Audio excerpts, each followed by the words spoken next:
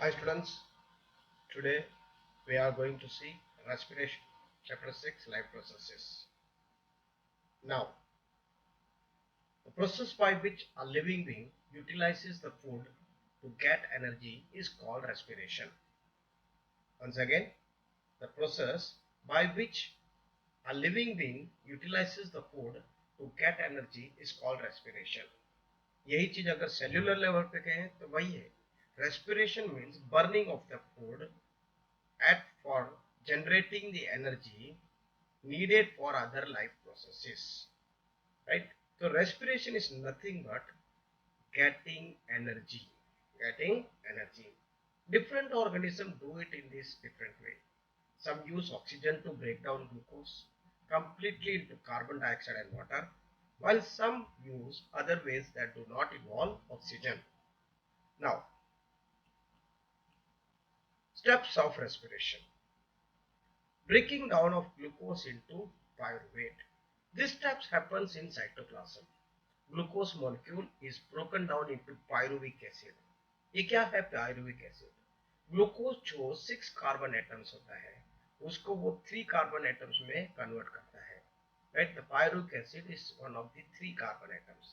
Further breaking down of pyruvic acid takes place in mitochondria, and the molecules formed depend on the type of respiration in a particular organism. Types of respiration. There are two types of respiration.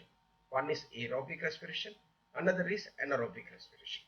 Aerobic respiration is when in which oxygen is used. In aerobic respiration, the glucose food is completely broken down into carbon dioxide and water by oxidation. In aerobic respiration, the amount of energy for use by the organism which gets stored in the ATP molecule. यहाँ ATP क्या है? Adenosine triphosphate. Adenosine triphosphate अगर आप देखो तो ये जो है ये रिएक्शन में भी है. ग्लूकोज ग्लाइकोलाइसिस प्रोसेस से पायरुवेट बन जाता है. This pyruvate, right, with the help of oxygen gives 6 CO2 plus 6 H2O plus 38 ATP energy. Mitochondria are the sites of aerobic respiration in the cells. Thus, the breakdown of pyruvate to give carbon dioxide, water and energy takes place in carbon dioxide. Anaerobic respiration. As I said, anaerobic means in absence of oxygen. The respiration which takes place in absence of oxygen is called anaerobic respiration. The microscopic organisms like yeast and some bacteria obtain energy by anaerobic respiration, which we call as fermentation. In anaerobic respiration, the microorganisms like yeast break down glucose into ethanol and carbon dioxide. यहाँ पे जरा ध्यान दीजिए. Because there is no oxygen, this carbon atom converts into C2H5OH, that is ethanol, and get and release energy. Anaerobic respiration produces much less energy which gets stored into the ATP. यहाँ भी हमने वैसे ही chemical reaction दिया है. ये आप देख लीजिए 2C2H5OH plus 2CO2 plus 38 ATP energy. Now, respiration in muscles. बच्चे लोग ये जरा आपको पता होगा जब आप कोई रनिंग रेस करते हैं, जब भी कोई लड़का बहुत स्पीड में भागता है फिर उसके बाद वो हाँफने लगता है.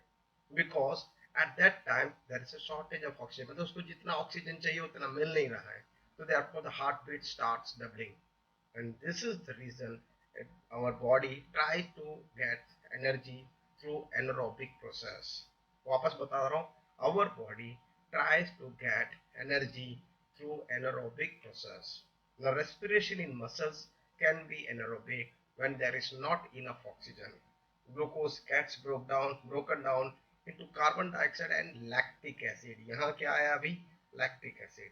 This results in accumulation of lactic acid and makes the muscle sore, और जो cramp जो होता है ना, this is the reason that because of lactic acid. This type of anaerobic respiration is also known as lactic acid fermentation. क्या बोल जाते हैं? Lactic acid fermentation. Now, respiration in plants, right? Respiration in plants, like animals, plants also need energy. The plants get this energy by the process of respiration. Plants use oxygen of air for respiration and release carbon dioxide. हम लोग ये अभी तक सोच के बैठे हैं कि जो प्लांट्स है वो कार्बन डाइऑक्साइड अंदर लेता है और ऑक्सीजन बाहर छोड़ देता है। बच्चे लोग this process is for photosynthesis and this is only for the photosynthesis process and only during the daytime. Try to understand there is a difference in respiration and photosynthesis. photosynthesis एक process है जो अपना खाना prepare बना करने के लिए वो करता है और उसके लिए उसे कार्बन डाइऑक्साइड की जरूरत है। Therefore, कार्बन डाइऑक्साइड को वो अंदर ले लेता है और ऑक्सीजन को वो बाहर। तो इसका मतलब ये नहीं कि वो ऑक्सीजन से रेस्पिरेशन नहीं करता है। It uses oxygen for respiration, but because the oxygen is excess और ज्यादा प्रोपोर्शन में है तो वो उसे बाहर छोड़ देता है डिफ्यूजन के through. And this is the reason during day time we get oxygen from plants and trees. Okay, understood? Now, respiration in plants and respiration in animals आप जरा देख लीजिए, right? ये जो है difference between an animal performs respiration as a single unit, while in plants it is through roots, stem, and leaves. Respiratory gases are usually transported over long distance inside animal, but in plants it doesn't take place transportation. Why? Because it has got different ways. Through root उसको मिल जाता है oxygen, through stem मिल जाता है, through leaves मिल जाता है, तो उसको transportation करने की जरूरत नहीं है. The respiration in plants occur at a slow rate, while in animal it is high rate और उसका स्पीड ज्यादा है. Please, plants get oxygen by diffusion method. सही बात है, right? Diffuse because it has to pass into through the tiny pores, right? Whether it is the stomata or lenticles or whether it is a root hair. Therefore, the only process it can get inside or get outside is a diffusion process. The plants have a branching shape, so they have a quite large surface area in comparison to their volume. Therefore, diffusion alone can supply all the cells of plants with as much oxygen as they need for respiration. Diffusion occurs in the roots, stems, and leaves of plants. Now, roots, right? Oxygen of the soil air diffuses through root air and reaches all internal cells of the root for respiration. And similarly, carbon dioxide comes out in the opposite direction. Now, respiration in stems. Stems में भी देखिए दो है. एक, if the plants are herbaceous plant, what is herbaceous? Herbaceous are those small hub type plants whose stems are very less and the leaves are very big. The leaves itself become stem for that plants. At that time, you know when I say leaf, matlab there is stomata. Leaves जहाँ होंगे वहाँ stomata होगा. So this herbaceous plant also diffuses the oxygen and carbon dioxide through stomata. The carbon dioxide produced during respiration diffuses out into the air through the same stomata. In woody stems, जहाँ stem है वहाँ bark होगा. आपको मालूम है नीम का झाड़ हो या कहीं भी बार्क होता है. This bark has got lenticles and these lenticles are the place of exchange, gaseous exchange. Now, respiration in leaves. The leaves of plant have tiny pores called stomata. The exchange of respiratory gases in the leaves takes place by the process of diffusion.